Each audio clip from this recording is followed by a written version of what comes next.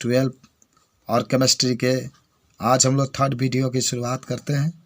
आज जो हम लोग पढ़ रहे थे उसके जो हेलो एल्केन के भौतिक गुण होते हैं उसके बारे में पढ़ेंगे। तो देखिए, शुद्ध अवस्था में एल्कील हैलाइड रंगहीन यौगिक होता है। ये बात क्लियर हुआ कि इसमें कोई रंग नहीं होता है, यह एक रंगहीन यौगिक होता है।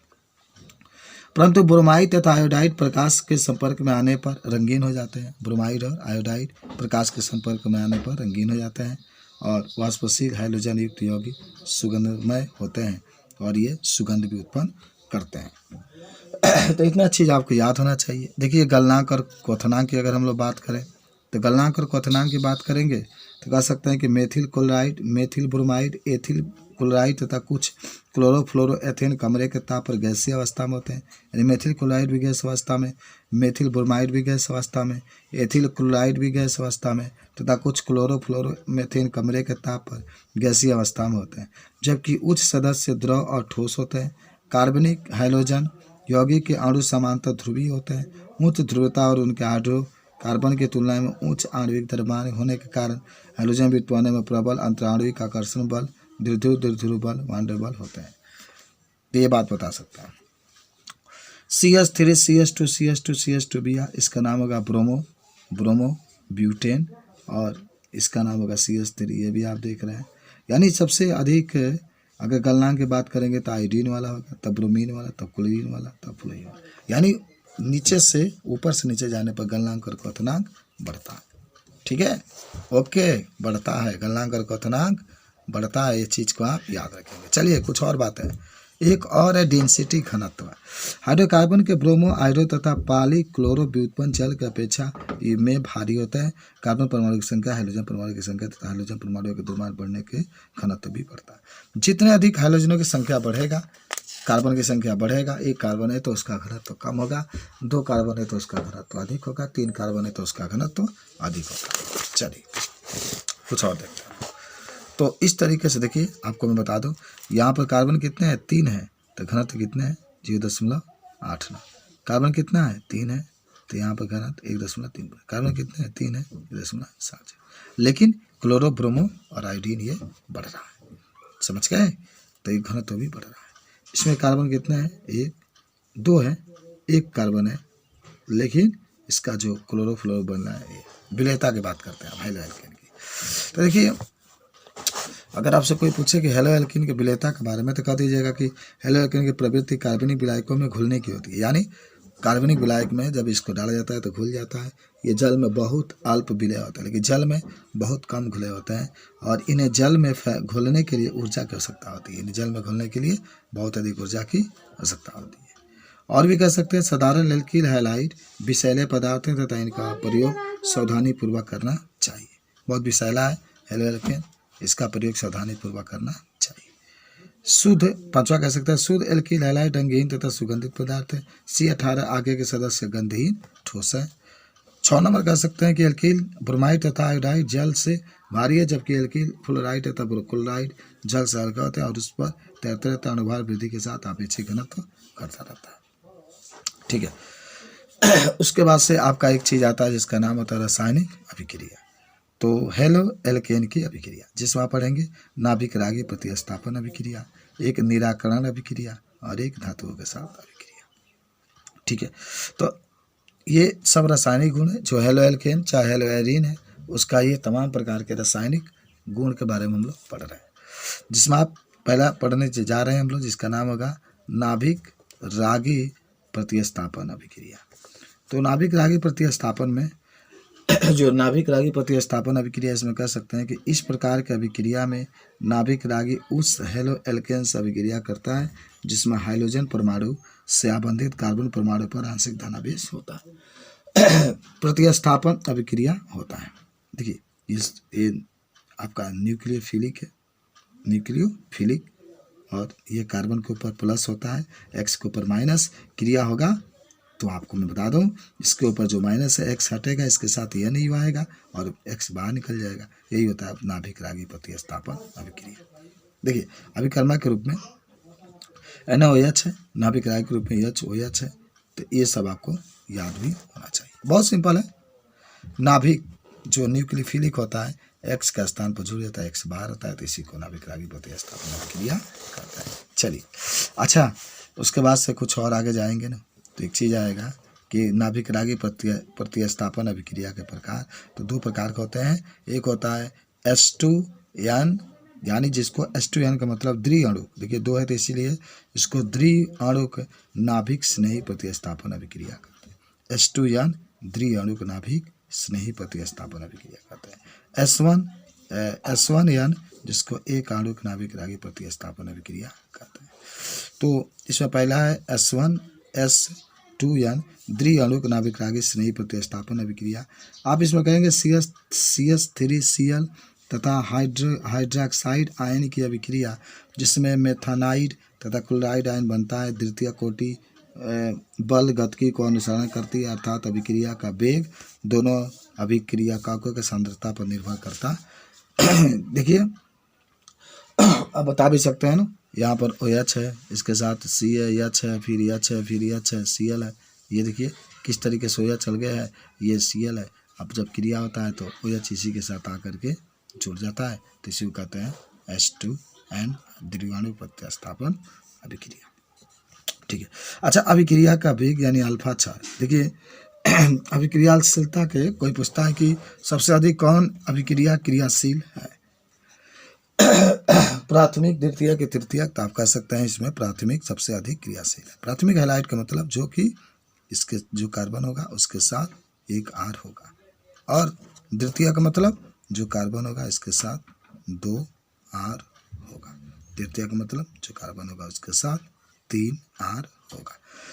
तो इसको हम लोग कहते हैं तृतीयक हैलाइड। तो सबसे अगर कोई पूछता है कौन हैलाइड सबसे अधिक क्रियाशील है, तो हम लोग कह सकते हैं जो प्राथमिक हैलाइड है जो सबसे अधिक क्रियाशील है, उससे कम जो है द्वितीयक है, सबसे जो कम है वह तृतीयक आपका हैलाइड है। इस चीज़ को भी आप बता सकते हैं। चलिए ठीक है, उसके बाद से आगे जब आप बढ़ेंगे तो आपसे पूछा जाता है नेक्स्ट चीज़ों में कि समतल ध्रुवित प्रकाश और ध्रुवण क्या होता है। तो देखिए कह सकते हैं कि कुछ यौगिक के विलयन में से समतल ध्रुवित प्रकाश गुजरने पूरा इसे घूर्णित कर देता है। इस प्रकार के यौगिकों को ध्रुवण घूर्णक यौगिक कहते हैं। उस कोण को जिस पर समतल ध्रुवित प्रकाश घूर्णित होता है उसे ध्रुवमापी नामकरण उपकरण के द्वारा मापा जाता है। यदि यौगिक समतल ध्रुवित प्रकाश के दाईं ओर घुमा देता है तो उसे दक्षिण ध्रुवण घूर्णक तथा रूप घूर्णक कहते हैं। इस घूर्णक कोण से पूर्व धनात्मक चिन्ह दर्शाता है। यदि प्रकाश बाईं ओर घूर्णित करता है तो यौगिक को वाम ध्रुवण घूर्णक कहते हैं तथा घूर्णक कोण से पूर्व ऋणात्मक चिन्ह द्वारा प्रदर्शित करते हैं। इस प्रकार के प्लस तथा माइनस समयोग का ध्रुवण समयोग कहलाता है तथा इस परिघटना को ध्रुवण समयोता कहते हैं। एक और आपसे पूछा जाता है कि आणविक असममितता या कायरलता या प्रतिबिंब रूप। तो कह सकते हैं ध्रुवण घूर्णक में अंतर दोनों प्रकार के क्रिस्टलों में परमाणुओं के तीनों विमाओं से भिन्न से संबंधित होता है। यदि कार्बन परमाणु से जुड़े सभी प्रतिस्थापी भिन्न हो तो उसे कार्बन परमाणु को असममिति कहते हैं। असममिति का मतलब आपको मैं बता दूं, ये कार्बन है, यहाँ पर क्लोरीन है, यहाँ पर ब्रोमीन है, यहाँ पर आयोडीन है, यहाँ पर मान लीजिए फ्लोरीन है, सब अलग अलग जुड़े हैं ना, जिस कार्बन से सब अलग अलग जुड़े हैं तो उसी को कहा जाता है असममित। याद करो, असममित कहा जाता है कब, जब सभी कार्बन अलग अलग जुड़े रहेंगे तब।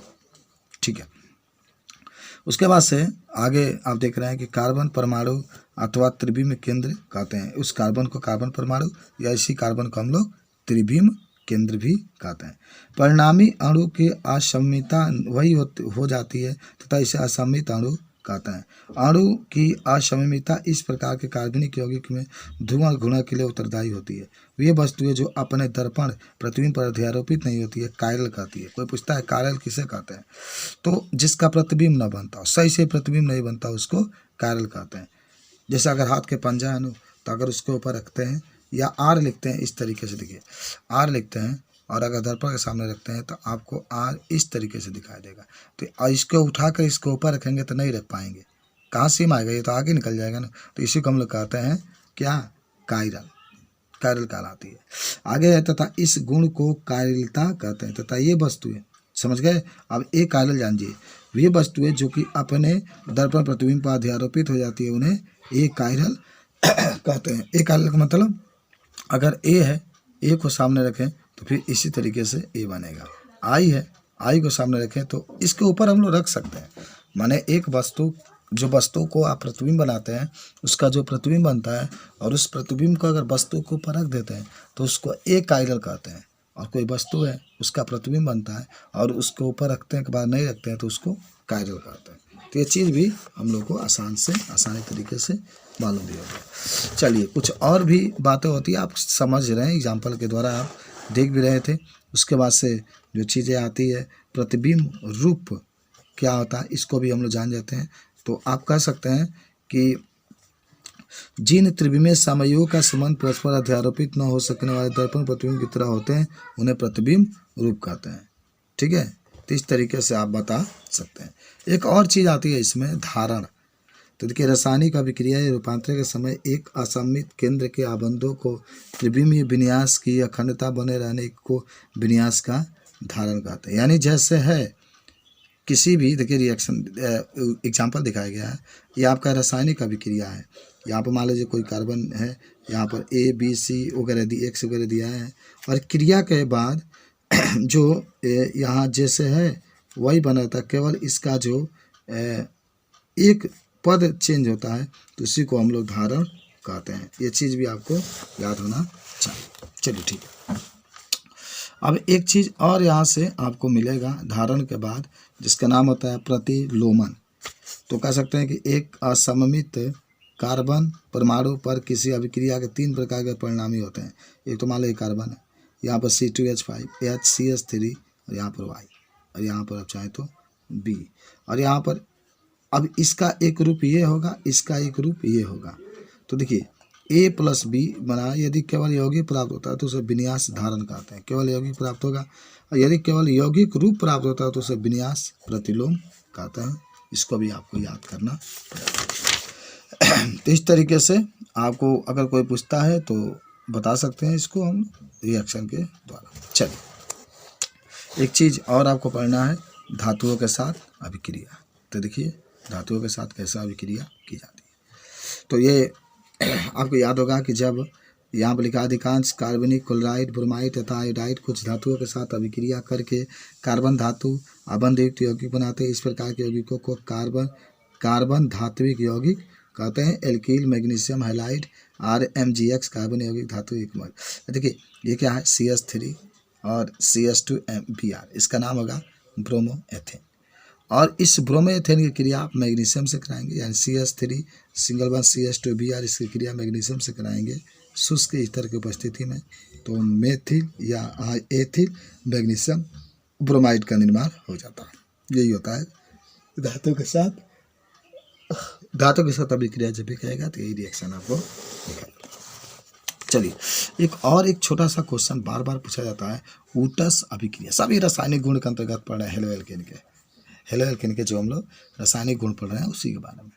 ऊटस अभिक्रिया कहेंगे कि एल्कील हैलाइड शुष्क ईथर में सोडियम के साथ अभिक्रिया करके हाइड्रोकार्बन बनाया जाता है, जिससे मूल हैलाइड में उपस्थित कार्बन परमाणु के दोगुने कार्बन परमाणु होते हैं। तो इस अभिक्रिया को ऊटस अभिक्रिया कहता है। देख रहे हैं ना, RMgX है एल्कील मैग्नीशियम हैलाइड, और आप इसमें क्या मिला दीजिए, जल मिला दीजिए, तो RH बाहर हो गया, Mg और OH और X बनेगा, तो इसी को कहते हैं ऊटस अभिक्रिया। हेलो एरिन की अभिक्रिया है जिसमें अनुनाद प्रभाव। देखिए इसमें अनुनाद प्रभाव में 1 2 3 4 आप फिगर बना लीजिएगा। ऊपर आप दिखा लीजिएगा जो होता है यहाँ पर, वो नहीं, Cl दिखा लीजिएगा, ठीक है। Cl एक तो आप जानते होंगे यह है, और Cl पर 7 इलेक्ट्रॉन होते हैं। 1 इलेक्ट्रॉन इस बॉन्ड को देगा, तो जब इस बॉन्ड को 1 इलेक्ट्रॉन देगा तो यहाँ पर आपका जो होगा डबल बॉन्ड हो जाएगा, ठीक है। यहाँ पर भी डबल बॉन्ड, यहाँ पर भी डबल, यही है अनुनाद संरचना, ठीक है। तो इस तरीके से आपको जो भी पूछा जाता है उस चीज़ को आप बता सकते हैं। और कोई कहता है कि कौन से कार्बन में कौन सा संकरण है, तो आप इसको बता सकते हैं, ठीक है। देखिए संकरण आपको पूछा जाता है, जैसे ये बेंजीन है, इसके साथ ये X जुड़ा है, तो इस कार्बन में कौन सा संकरण होगा। जरा देखिए, मैंने आपको कहा था ना, डबल बॉन्ड को कभी काउंट नहीं करना। 1 2 सब सिंगल, जितने सिंगल बॉन्ड होंगे उसी को काउंट करना है। 3 है तो 3 के लिए sp2 और 2 p हो गया, 1 s हो गया, 3 हो गया। यहाँ पर पूछेगा ये कार्बन है, 4 बॉन्ड है, 4 बॉन्ड है तो इसके लिए sp3, 3 गई, एक ये है तो 4 आपका रहेगा, तो इसको sp3 संकरण करते हैं। ठीक है, ओके। चलिए आगे हम लोग बढ़ते हैं। तो इस तरीके से अगर आपसे कोई पूछता है तो आप इसको बता सकते हैं, और कोई भी आपसे पूछेगा तो रिएक्शन को भी आपको बताना पड़ता है। चलिए आगे की पढ़ाई अगला वीडियो।